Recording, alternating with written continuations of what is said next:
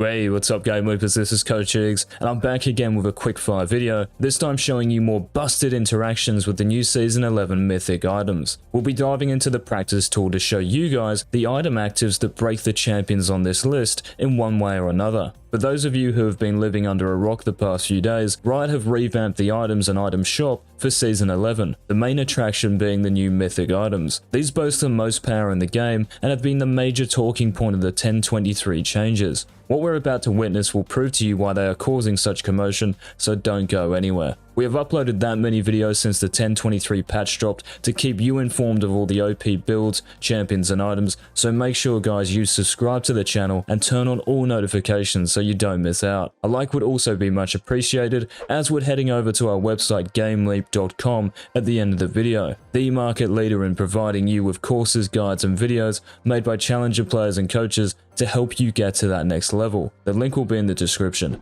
Alright, let's get into it. Let's cover the interactions with the AD mythic item Gale Force first. The item's active Cloudburst dashes the user in a target direction. With any dash there will be some pretty cool interactions, but check this out. First up is one of the most visually cooked interactions going around. Between misfortunes are Bullet Time and Cloudburst. To perform this trick, simply press Gale Force's active component Cloudburst and press R directly after. The result is this.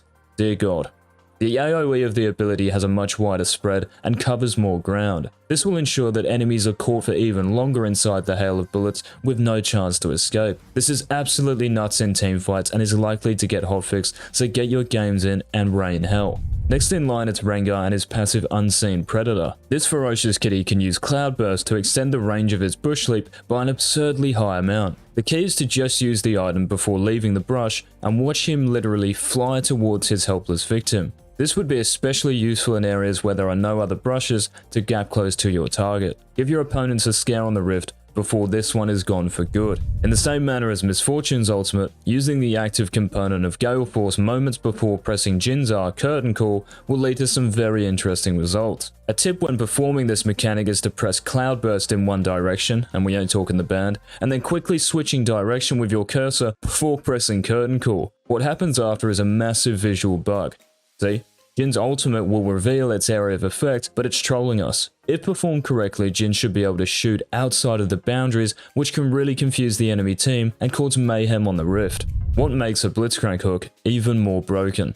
You guessed it, more range and Cloudburst. Using Cloudburst lets Blitzcrank cover an insane distance, and he can actually buffer his Q, Rocket Grab, during the animation of Cloudburst so that it comes out very quickly. Enemies will not be expecting to be hooked from this kind of range and will not dodge, so this is easy pickings for you to land those game-changing hooks. Admittedly, you might be trolling building Gale Force on the crank, but no one in Silver will notice, don't worry about it. Nico's ultimate Pop Blossom also has an unusual interaction with Cloudburst. The timing is a little tricky, but players can use both Flash and Cloudburst moments before Nico is immobilized, as demonstrated in this clip. The result is that Pop Blossom will always land and gives the enemies no time to react.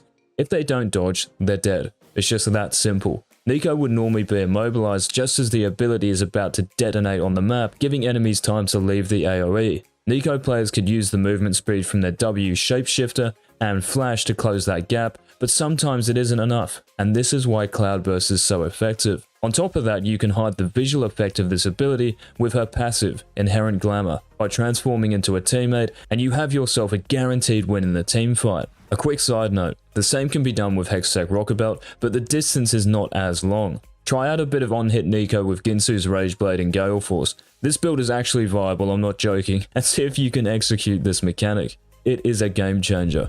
Here comes the Toad Time Kench, and this one's a little troll, I'll admit. When swallowing an enemy champion, time is slowed by 95%. This stops him from being able to carry the champion deep into allied territory. However, the dash from Cloudburst is not impacted in any way, so Time can gobble up an enemy champion and use the active component to cover some considerable distance, swallow the enemy whole, and spit them out under your tower and watch them tilt and die.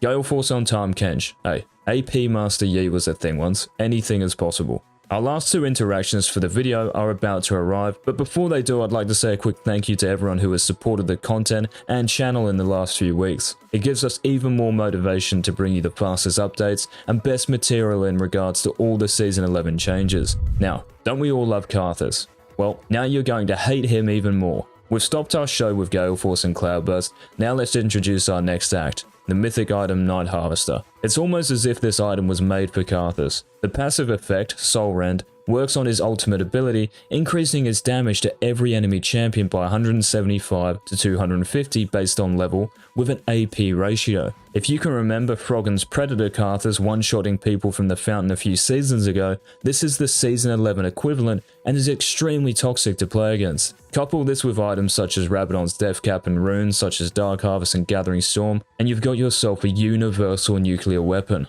That's what it is. Pressing R has never been so obnoxious. Last of the bunch is the mythic item Shirelia's Battle Song. Mixing Shirelia's active effect, Inspire, with Nami's E, Tidecaller's Blessing, doubles down the enhancement of basic attacks or abilities that your allies will cast. Using the Karthus example that we previously mentioned, this means that Nami can provide Karthus with roughly 150 extra damage on his ultimate if Nami has Shirelia's and maxed E. This takes Karthus's 200 base damage on his Requiem to a whopping 550 with Night Harvester included. Any champion low on health better recall quick, or your teammates will be sending them back to base. You could also apply this to Nami's own ultimate, Tidal Wave, to double its damage. Guys, I want to know what interaction you think is the most fried. Whether it was in this video or one you've seen previously, they certainly bring in the Keck W's, so let me know in the comments. As always, if you enjoyed the video and found it informative, please leave a like to help it get out there, and don't close your browser without checking out our website GameLeap.com.